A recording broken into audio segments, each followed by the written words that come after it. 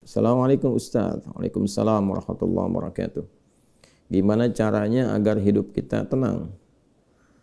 Ya, tenangkan. Gimana caranya agar hidup kita tenang? Tenangkan. Anda kenapa sampai nggak tenang? Nggak tenang itu kan perkaranya bisa karena berbuat maksiat. Ya, orang berbuat maksiat, berbuat salah itu pasti nggak tenang. Atau karena, mohon maaf ya, terlalu banyak terbawa oleh urusan dunia, sehingga kehidupannya dipaksa untuk mengerjakan berbagai aktivitas duniawi yang membuat dia terasa lebih sibuk, capek, lelah, sehingga tidak mendapatkan ketenangan yang dimaksudkan. Jadi kalau terlalu banyak ngejar dunia atau juga berbuat maksiat, maksiat dengan ngejar dunia itu berbeda. Ya, kalau maksiat itu sudah otomatis menyalahi ketentuan Allah. Nggak boleh mencuri, mencuri. Nggak boleh korupsi, korupsi. Nggak boleh berbohong, berbohong. Makanya ketika melakukan, hatinya menolak. Karena di antara makna fitrah itu dan fungsinya adalah cenderung kepada kebaikan. Jadi ada fitrah dalam jiwa kita, di kolbu kita, itu disebut dengan fitrah takwa namanya. Ya, Quran surah 91 Asy-Syams ayat 7-10, wa nafsin wa ma sawwaha fa'alhamaha fujuraha wa taqwaha. Nah, jiwa takwa ini yang mendorong kita selalu pada kebaikan. Ya, kejujuran, kesabaran, kemuliaan, dan menolak keburukan-keburukan. Karena itu kalau ada seseorang itu berkata yang tidak benar, dia berdusta, hati kecilnya pasti menolak. Itu nggak benar. Ya. Ada orang mau mencuri, misalnya kan, atau korupsi, misalnya, itu terfikir berbuat yang nggak bagus, hatinya pasti menolak. Ada gejolak dalam dirinya. Nah, itu yang membuat dirinya nggak tenang. Nah, yang kedua, bukan maksiat, tapi terlalu banyak mengejar dunia, sehingga lupa dengan urusan akhirat, lupa dengan ibadah. Ya, dia bekerja formal, benar, dia nggak menyalahi aturan, dia nggak korupsi, tapi dia berangkat dari gelap, pulang gelap lagi, menempuh perjalanan, kerja lagi, kena kemacetan. Nah, itu potensial akumulasi ini menimbulkan kepenatan, kegelisahan, capek, lelah, sehingga muncul pencarian-pencarian. Nah, itulah dunia. Itulah dunia. Walaupun saat dia mengerjakan itu, dia mengerjakan tidak dalam konteks bermaksiat, tapi karena terlampau lelah mengerjakan itu dan penat, nah, rohnya kan menuntut. Di tubuh kita kan ada 3 bagian. Ya, ada fisik di bagian luar, kemudian ada akal ya di pikiran, yang ketiga itu ada hati, ada jiwa spiritual. Masing-masing harus mendapatkan porsinya. Ya, ini kalau bagian tubuh luarnya aja yang makan, fisiknya yang makan, mengonsumsi, tidur, istirahat. Ya, kemudian akalnya nggak pernah dipakai, nggak pernah belajar, nggak pernah baca, nggak pernah apa. Ini akalnya juga bisa protes, tumpul, nggak nyaman.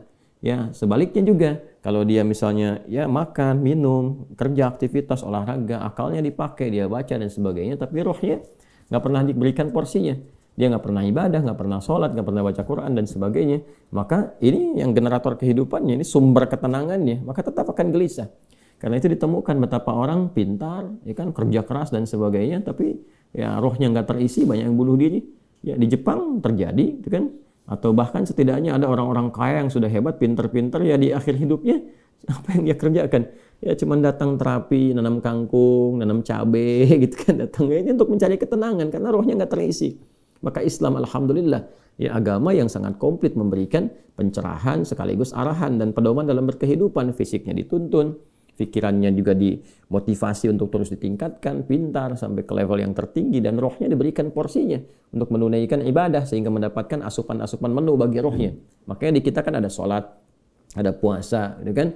Nah, kemudian ada baca Quran, itu untuk kebutuhan rohiyah kita, untuk memberikan ketenangan. Lalu fisik dipandu, bagaimana cara makan, bagaimana cara beraktivitas, dari mulai bangun tidur sampai tidur lagi kan diatur. Ya, lalu pikiran turun ayat-ayat untuk menjadikan pikiran itu terlatih kuat, kan, bahkan sampai ke level yang tinggi, jenius dan sebagainya. Turun ayat tentang Iqra, banyak baca, turun ayat tentang tadabbur, afala yanzuruna ilal ibili kaifa khuliqat afala yatadabbaruna al-Qur'an, turun ayat tentang riset, inna fi khalqis samawati wal ardi wa ikhtilafil laili wan nahari laayatil liulil albab, kan, dan seterusnya. Itu supaya semua terstimulus. Nah, jadi kalau ingin tenang, bagaimana cara hidupnya tenang? Seimbangkan 3 bagian tadi. Jadi pikiran kita dilatih supaya kuat, ya supaya tajam dalam berpikir dan mengarahkan bagian tubuh kita untuk bertindak secara benar. Tubuh ini dilatih ya dengan berolahraga, makan yang benar. Ayat-ayatnya banyak sekali. Ya ayyuhan nasu kulu mimma fil ardi halalan thayyibah. Hai orang-orang, hai manusia semuanya, hai orang-orang, hai manusia, silahkan engkau makan sesuai dengan porsi kebutuhan dari yang halal, sumber yang halal, cari yang menyehatkan. Itu di Al-Baqarah 168. Nah, kalau sudah sehat, tubuhnya sehat, dipakai aktivitas, olahraga. Kan banyak hadis-hadis tentang olahraga itu.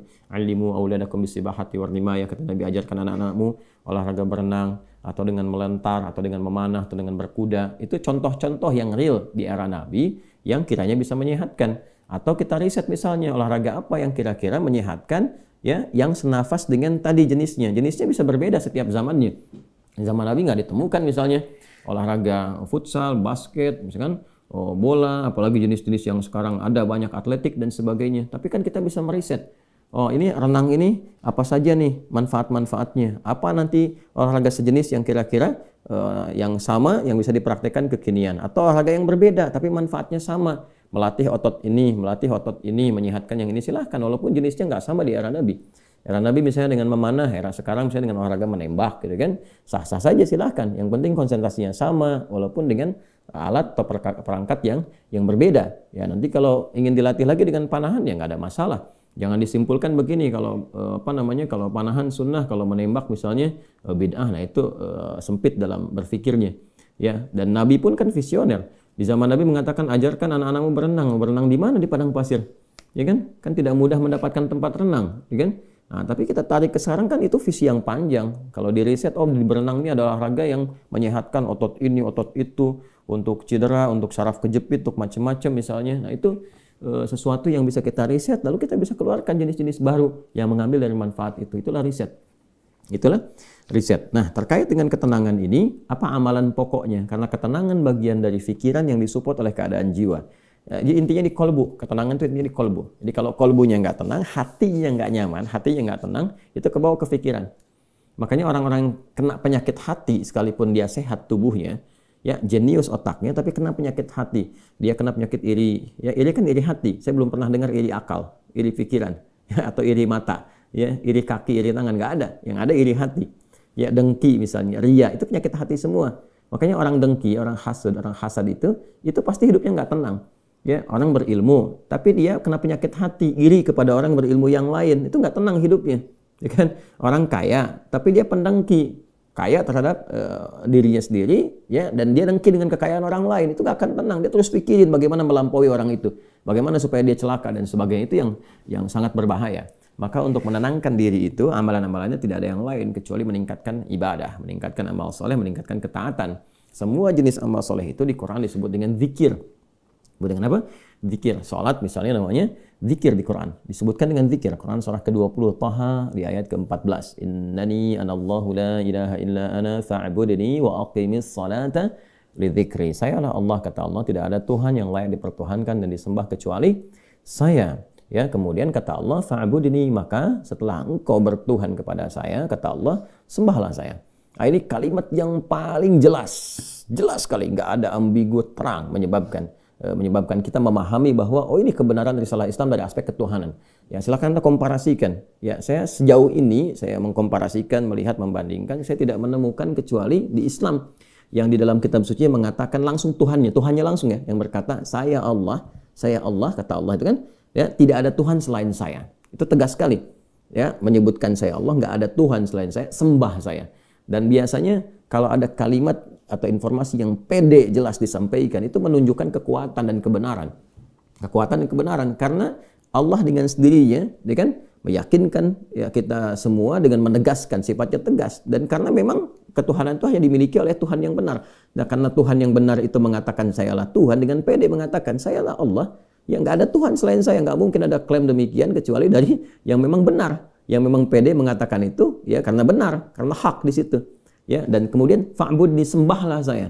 Ya, sembahlah saya. Dan kemudian dijelaskan menyembahnya bagaimana. Itulah indahnya dalam Islam. Tauhidnya diatur, ya, tentang Tuhannya. Dan kalau Anda misalnya begini, saya logikakan sederhana, ya. Orang-orang kan kalau nggak pakar, nggak punya kemampuan atau nggak sesuai dengan kualifikasinya, nggak mungkin mengatakan itu kan. Ya, ada orang mengatakan misalnya saya adalah pesilat. Mana yang mau bertarung misalnya kan, atau beruji tanding dengan saya. Kalau dia bukan pesilat, nggak mungkin dia bisa mengatakan itu. Ternyata dia bukan pesilat misalnya kan, dia cuma pesilat lidah gitu kan, bukan pesilat tangguh, dan nggak mungkin dia pede mengatakan demikian. Ya, sayalah ahli kungfu misalnya kan, silahkan ada yang ingin tanding mengetes di kungfu. Kalau dia bukan ahli kungfu nggak mungkin mengatakan demikian. Nah, ini Allah mengatakan dengan jelas, sayalah Allah, nggak ada Tuhan selain saya, sembah saya. Nah, bisa nggak ditemukan misalnya dimanapun tuh, termasuk di kitab-kitab yang disucikan, temukan. Ada nggak Tuhan yang mengatakan sayalah Tuhan, ya kan? Disebut namanya, sembah saya. Kalimat itu temukan. Ya, di Quran jelas. Kemudian fa'budni, sembah saya, wa aqimis shalah, dan tunaikan salat. Cara menyembah saya itu dengan menunaikan salat. Dan diatur, ini indahnya dalam Islam tuh. Ya. Kemudian ditegaskan, saya Allah, saya Tuhan. Kemudian nggak ada Tuhan selain saya, kata Allah. Kemudian sembah saya. Cara menyembahnya pun diatur, namanya salat. Cara mengerjakannya begini. Ya, lalu ditunjuk, diutuslah Nabi Muhammad SAW untuk mengajarkan dari awal sampai akhir, dari gerakan sampai bacaan, dari mulai hukumnya diajarkan. Ya, dari cara menghadap ke arah mana, kemudian bagaimana caranya, ya, dari mulai berwudunya bahkan sampai dengan selesainya. Ya, ini menunjukkan bahwa risalah agama ini benar. Nggak mungkin kan diada-adakan demikian. Gimana cara bisa merekayasa seperti itu terjadi? Nggak mungkin. Ya, ini dari awal sampai akhir dan nggak ada kreativitas di situ. Nggak ada kreativitas dan semua sama. Ya, orang Arab demikian, yang bukan Arab demikian. Ya, jadi nggak ada ceritanya misalnya di Arab pakai bahasa Arab, di Indonesia pakai bahasa Indonesia. Ya, di Indonesia, di Sumatera pakai bahasa Sumatera misalnya, atau di Jawa pakai bahasa Jawa. Tidak. Ya, Quran mau dimanapun pakai bahasa Arab. Salat dengan cara yang sama, menghadap ke tempat yang sama. Tapi terkait dengan pertanyaan ini, teruskan ayatnya. Wa aqimis salata lidzikri. Tunaikan salat kepadaku, kan, sebagai zikir. Jadi salat itu disebut dengan zikir. Berdoa juga zikir. Ya, doa juga zikir. Quran surah ke-7 ayat 205. Wadhkur rabbaka fi nafsika tadarruan wa khifatan wa dunal jahri minal qaul, dan berzikirlah, berdoalah maksudnya. Zikir ini doa. Ya, berdoalah, mohon dengan sepenuh jiwamu, dengan ketenangan, gitu kan, mintakan kepada Allah dengan penuh ketenangan. Dan mohon dengan kekhusyuan, mohon dengan penuh harap supaya dikabulkan. Nah, silakan cek, bukankah saat berdoa itu ada ketenangan? Anda punya masalah, alih-alih Anda curhat di media sosial, gitu kan? Nah, kemudian Anda arahkan untuk berdoa dengan cara yang benar, Anda ke kiblat, wudu, minta dengan khusyuk. Bukankah saat berdoa tenang? Ya kan? Bukankah saat sholat itu Anda lebih tenang? Ya kan? Bukankah saat Anda baca Quran lebih tenang? Nah, baca Quran itu disebut dengan zikir, karena Qurannya disebut zikir. Quran surah ke-15 ayat 9. Inna nahnu nazzalna dzikra wa inna lahu lahafidhun. Kami telah turunkan Al-Quran sebagai zikir. Nah, Anda itu kalau baca Quran kan lebih tenang. Apalagi kadang terjadi begini, sedang punya masalah, terus kita buka mushaf random, acak tuh dibuka begini, tiba-tiba ayatnya sesuai dengan masalah kita gitu. Nah, baru baca aja udah tenang keadaan jiwanya. Ya, udah menyebut nama Allah baru bismillahirrahmanirrahim, sudah tenang. Ya, Quran surah ke-8 ayat kedua, innamal mu'minuna alladzina idza dzukirallahu wajilat qulubuhum wa idza tuliyat 'alaihim ayatuhu zadatuhum imanan wa 'ala rabbihim yatawakkalun. Jadi orang beriman itu kalau disebutkan nama Allah ada getaran, konfirmasi di jiwanya, dan kalau dibacakan kepada ayat-ayat Allah bertambah keimanan. Iman itu kan sumber ketenangan. Ya, makanya iman itu berasal dari kata al-aman, ulaika lahumul amnu, kan? Ya, alladzina amanu wa lam yalbisu imanahum bidzulmin, ya ulaika lahumul amnu, orang-orang yang beriman itu kata Al-Qur'an, dan kalau imannya benar, maka akan mendapatkan ketenangan dalam jiwanya. Nah, ini kalau dibacakan Quran ada ketenangan dalam diri kita. Kita dengar orang lain baca Quran aja udah tenang, apalagi kita baca sendiri, ya kan? Apalagi misalnya zikir, ya, zikir. Pasca salat kita berzikir kan, amalannya disebut zikir, itu membuat kita tenang. Subhanallah, alhamdulillah, Allahumma antas salam, istighfar. Quran surah ke-4 An-Nisa ayat 103. Fa idza qadaytumus salata fadhkurullaha qiyaman wa qu'udan wa 'ala junubikum. Kalau Anda telah tuntas mengerjakan salat, maka berzikirlah. Ya, subhanallah, alhamdulillah, Allahu akbar, Allahumma antas salam, ya dari astagfirullah dulu awalnya, kan? Nah, itu membuat diri kita lebih tenang, lebih nyaman. Nah, itu semua amalan tadi disebut dengan zikir. Karena itu disimpulkanlah di Quran surah ke-13 Ar-Ra'du di ayat ke-28 ketika Allah berfirman, ala bi dzikrillahi tatma'innul qulub. Yakinkan pada dirimu. Ala itu harfu taukid, bukan hanya ikhbar.